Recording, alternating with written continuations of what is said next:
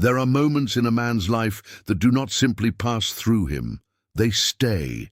They root themselves so deeply inside your chest that decades later, in the quiet hours before dawn, when the world is still and your old bones ache and the memories you've tried to bury come crawling back, those moments are still there, still burning, still absolutely painfully real.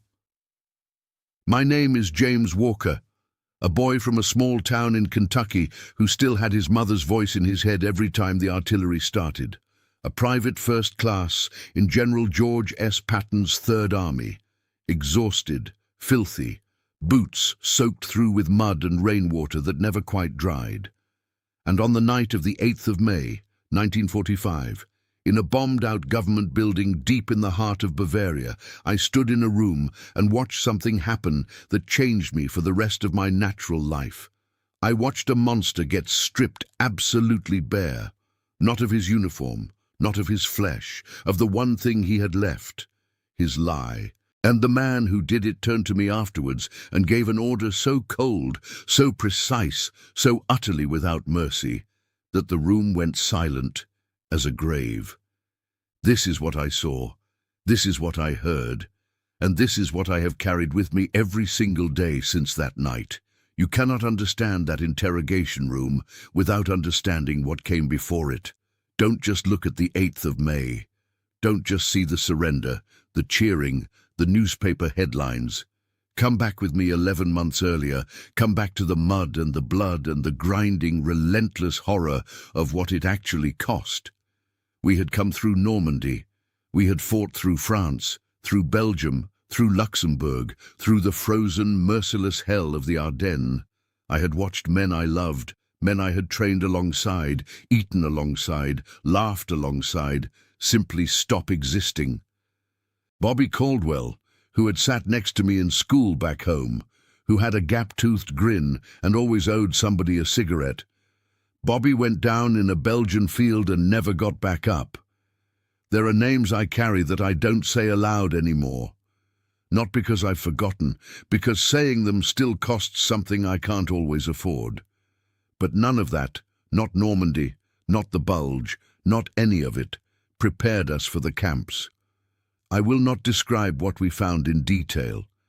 Some things live only inside the people who witness them, and they should never be made into entertainment. What I will tell you is this: the smell hit us first, before we could even see the fences. And when we walked through those gates, when we saw what human beings had done to other human beings, what men in black uniforms had constructed and maintained and administrated with paperwork and schedules and a bureaucratic efficiency that made it all somehow more obscene, something changed inside every single one of us. It didn't make us savage. It didn't make us cruel. It made us certain that what we were fighting was not simply an enemy army. It was something that had taken the uniform of a soldier and used it as a disguise to commit acts that no soldier, in any war, in any century, could ever justify. I held that certainty inside me like a stone as I walked into that interrogation room. It was late evening when our unit received the orders. A high-value prisoner had been taken into custody, a captured SS Standartenführer, equivalent in rank to a full colonel. He had surrendered only hours earlier, attempting to blend in with the retreating Wehrmacht column. Somebody had spotted the marks on his collar, where the SS insignia had been hastily, desperately torn away. They always tried that. Towards the end, when the Allied armies were rolling through Germany and the SS knew that the world had discovered what was inside those camps, these men who had spent years believing themselves a master race suddenly became extraordinarily eager to be invisible. They burned their documents, they abandoned their own men, they stripped their uniforms of every insignia that connected them to the Schutzstaffel and prayed that in the chaos of surrender nobody would look too closely. This one hadn't been careful enough. I was assigned to the guard detail that evening. 4 of us posted inside the interrogation room, while Captain Carter, a long and permanently exhausted Texan, conducted the questioning. I took my position in the corner, M1 Garand across my chest and looked at the man standing in the center of the room.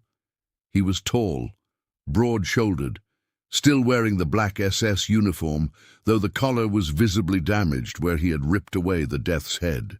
His boots were polished. Somehow, amidst the total collapse of the Third Reich, this man had found time to polish his boots. His spine was perfectly straight. His chin was elevated at an angle that I can only describe as the physical expression of contempt. He was looking at us, at me, at the other guards, at Captain Carter, with an expression of open, unguarded disgust. Not fear, not remorse, not even the blank exhaustion of a defeated enemy. Disgust, as though we were something unpleasant he had stepped in, as though our presence, our dirty uniforms, our American accents were an affront to his sensibilities. I had just spent 11 months crawling through the worst that human beings could produce, and this man was looking at me like I was beneath him. I pressed my back against the wall. I kept my face still. I focused on my breathing. Captain Carter began his questioning, and the SS Standartenführer, whose name I will not give the dignity of recording here, began his performance.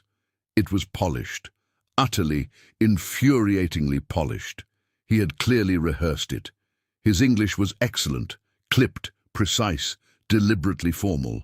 He stated his rank. He formally declared his unit's surrender to the Third Army.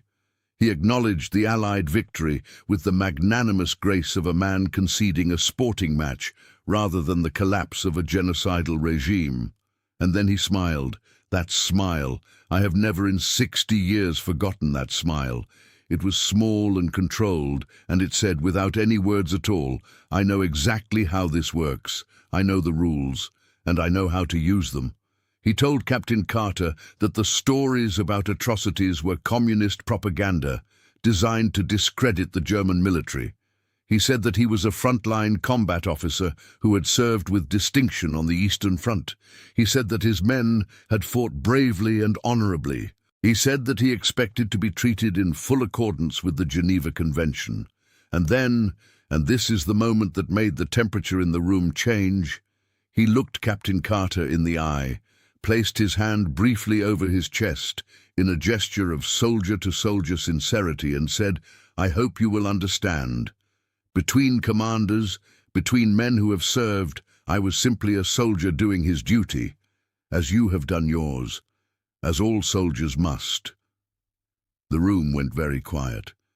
I looked at Carter. I looked at the guards on the opposite wall. Every face had gone to stone, as all soldiers must. This man, this architect of misery, was sitting there comparing himself to us, invoking the brotherhood of the battlefield as though he had earned a place in it, as though the uniform was all that mattered, as though what you did while wearing it was irrelevant. My hands tightened around my rifle until my knuckles went white. I did not say a word. I waited. I heard him before I saw him. The heavy wooden door of the interrogation room, thick enough to muffle the sounds from the corridor, did not open so much as it exploded. It swung back with a violence that sent a crack through the air like a rifle shot and instantly killed every other sound in the building. General George S. Patton, Jr. walked into the room. I have tried, many times over many decades, to explain to people who weren't there what it was like when Patton entered a space. Words are inadequate. What I can tell you is that the air changed. Whatever had been happening before he walked in, whatever conversation, whatever atmosphere, whatever dynamic, it simply ceased to exist, and something else replaced it entirely. He was wearing his polished M1 helmet, the 3 general stars catching the dim light of the room. His jaw was set so hard it looked like it had been carved from granite. His famous ivory-handled revolvers sat on his hips, and his eyes, from the first instant he stepped through that doorway, went directly, unerringly, and exclusively to the SS Standartenführer standing in the center of the room. He did not look at me. He did not acknowledge Carter. He did not take in the room. He looked at that man, only that man, and his eyes said everything before his mouth opened.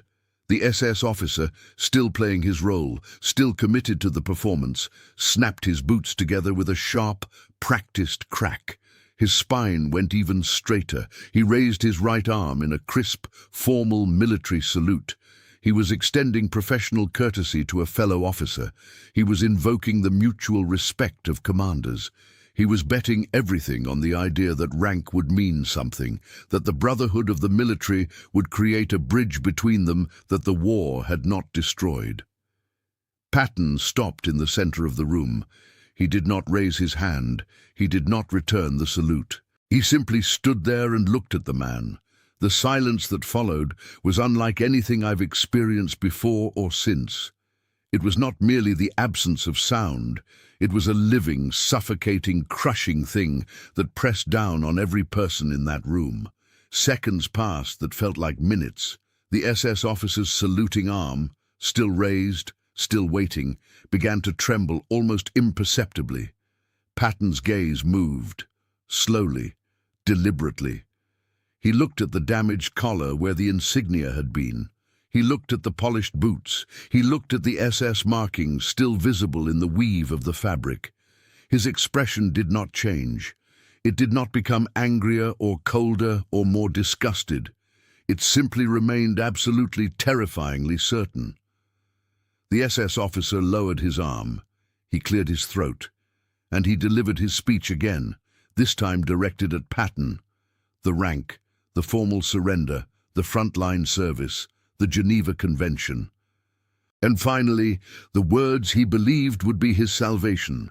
General, you are a commander. You understand duty. You understand what it means to follow orders. I was a soldier, nothing more. A soldier fighting for his country as you have fought for yours. What Patton said, the words I have carried for 60 years. Patton took one slow, deliberate step forward, then another. He was now standing close enough to the SS Standartenführer that the man had to consciously stop himself from stepping back. And when Patton spoke, it was not a shout. I had expected a shout. Everyone in that room had expected a shout. Patton was famous for them, explosive, theatrical, scorching eruptions of fury that could strip the paint off a wall. But this was not that. This was something far more dangerous than shouting. This was a low, gravelled, almost quiet growl. The voice of a man so completely, so absolutely certain of what he was about to say that he had no need to raise it. He told the SS officer that he was not a soldier. The words came out like something being cut, clean and final, and without a single syllable of doubt. He said that the word soldier was a title of honor, that it was earned, not given, not inherited, not assumed, earned through courage in the face of an armed enemy, through standing across a battlefield from a man who could kill you and choosing to stand there anyway. Then Patton raised one leather-gloved finger and pointed it directly at the man's chest. He said that there was no honor in executing unarmed prisoners, no courage in starving women and children, no military glory, none, not a fragment, in hiding behind barbed wire and running a slaughterhouse. The SS Standartenführer tried to interrupt. He puffed himself up and said that he was a combat officer, not a camp administrator, that his division had fought fiercely on the Eastern Front, that Patton, as a general, as a warrior, should respect a man who had served his country without flinching. I watched Patton's eyes. In all my years of soldiering, I have never seen anything like what happened in those eyes in that moment. It was not rage in the ordinary sense. It was something older and colder and more absolute than rage. It was the look of a man who has decided completely and without reservation that there is no argument to be heard here, that this conversation has only one possible destination. He stepped closer. The SS officer leaned back. Patton told him that a real soldier fought to defeat an enemy army. A coward. He used that word. He said it with a deliberate, surgical precision. A coward fought to exterminate a race. Then he spoke about the camps. He told the SS officer what his men had walked through, the bodies, the ovens, the smell that didn't leave your clothes or your memory. He described it in a flat, factual, merciless voice, and with every sentence the SS Standartenführer's polished facade cracked a little more.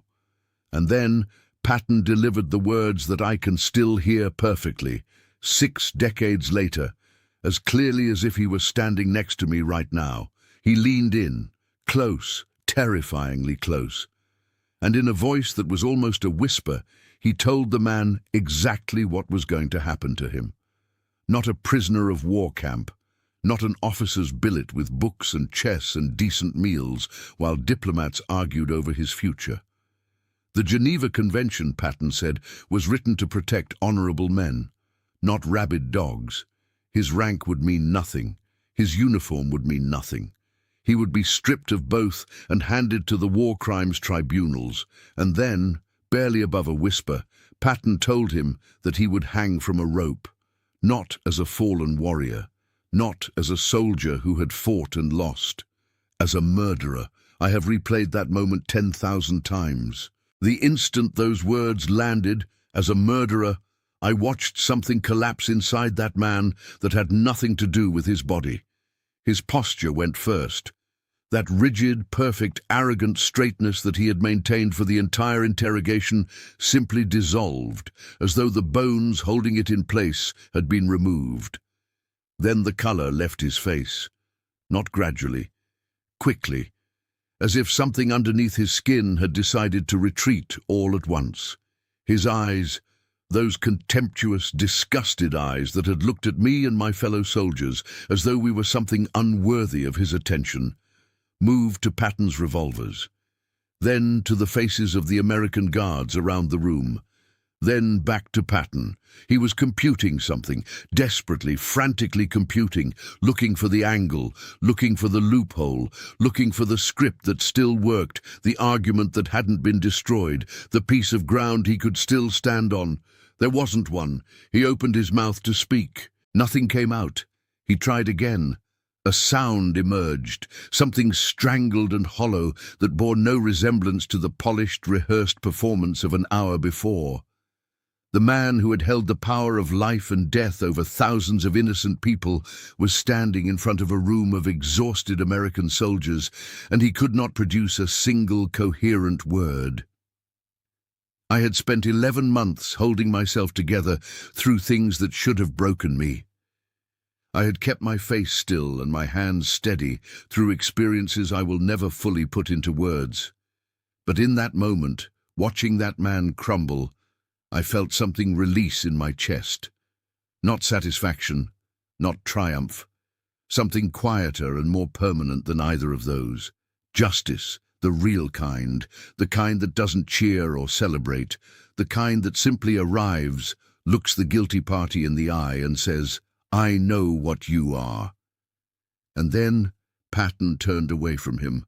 This, I think, was the most devastating thing of all. Not the confrontation, not the words, the turning away, the dismissal, the gesture that said more clearly than any sentence could, "You are not worthy of another second of my attention."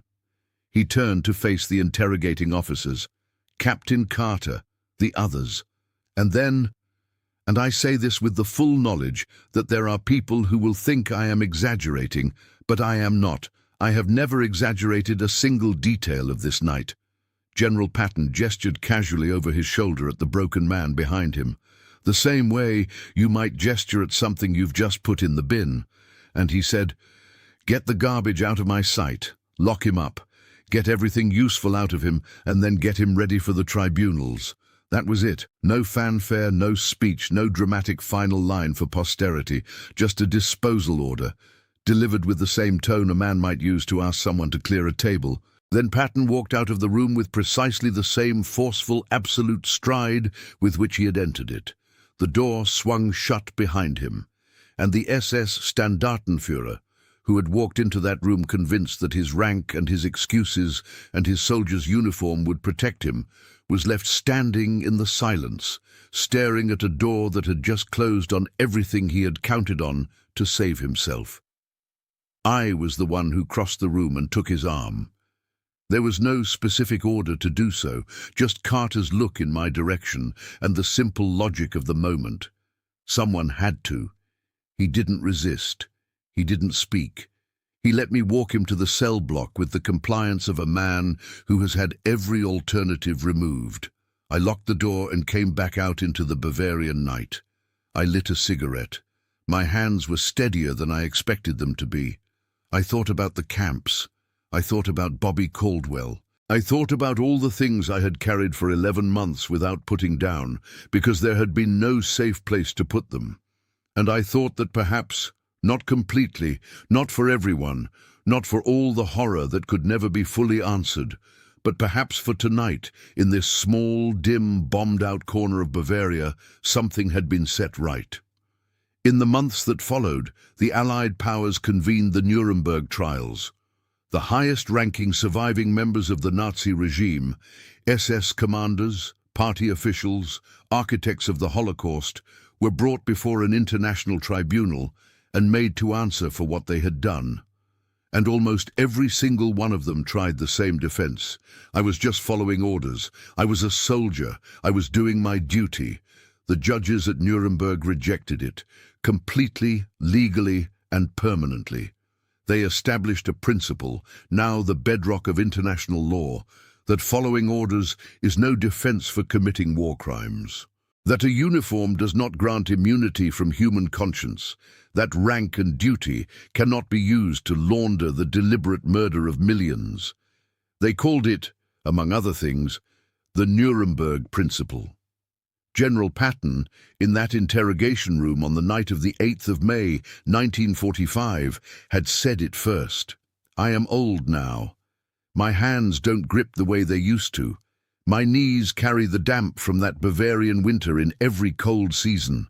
My eyes need more help than I'd like to admit. But some things do not age. Some things do not soften or blur or become easier with the passage of time. I still hear Patton's voice in that room, that controlled, low, absolute growl. You are not a soldier. I still see the moment that man's lie collapsed. I still feel the stone that released from my chest when justice arrived without ceremony or theater and simply said what was true.